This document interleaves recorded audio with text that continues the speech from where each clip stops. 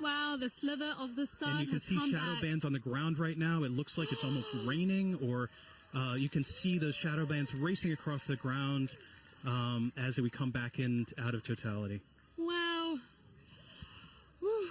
Oh my goodness, Michael, that was amazing. I was not expecting to feel so emotional. I still have tears in my eyes. It just grabs you. It is unlike anything else. It's as amazing as seeing anything in the natural universe. Like I said, there are no words. Michael, thank you so much for being with us in this very, very, very special moment. I feel honored to be here. We truly are in a special place in the entire universe right here, and I'm just so happy to share it with you. So now let's head back to James at NASA's Kennedy Space Center, who's with the Eclipse moon. He's tracking the shadow moving across the U.S. James, how are things looking on your end?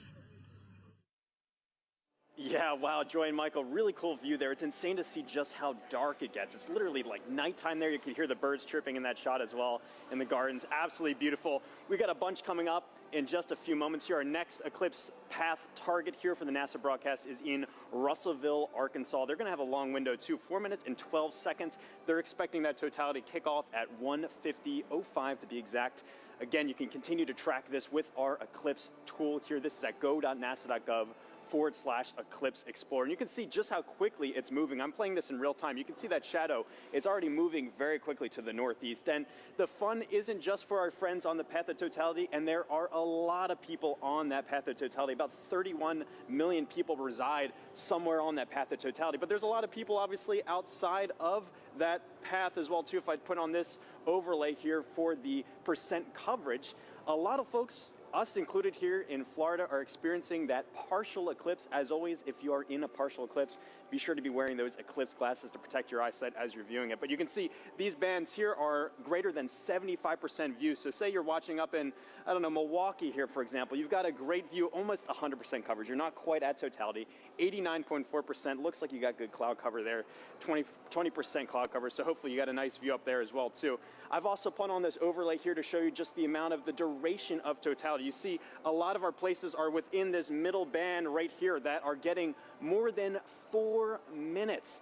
It may seem like a lot of time, but as you've seen just how quickly that can go by. Michael sounds like he wrote his whole dissertation, a 5-year piece on those just few moments there. This just passes so quickly. And again, if you miss this, the next time you're going to have to wait for this in the US is not going to be until 2045. So again, make sure you're previewing exactly when to expect that peak time of coverage wherever you are in our path of totality, or even outside of that path of totality. So a lot coming up very soon. Again, our friends in Russellville look like they have great coverage there as well too. Only 9% cloud cover, so hopefully they're getting a really nice view.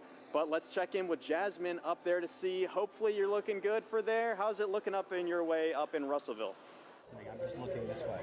Everything is looking absolutely fabulous here in Russellville. We could not have asked for better weather. So we are back here in the downtown depot area, and joining us now is heliophysics expert Dr. Patrick Kane, all the way from DC. How are you feeling about your very first total solar eclipse? I'm incredibly excited. As I'm watching all of the changes, there go the crowd. As I'm watching all of the changes, I'm thinking back to the textbooks that I've read, and so it was all academic before. This is no longer academic. Yeah, so the feeling is very different than what we might read in a textbook. Patrick, just explain, describe the atmosphere around us as it's changing. Right now, as I'm looking around, of course, the temperature has been falling for the last 20 or 30 minutes, but the light is dimming and is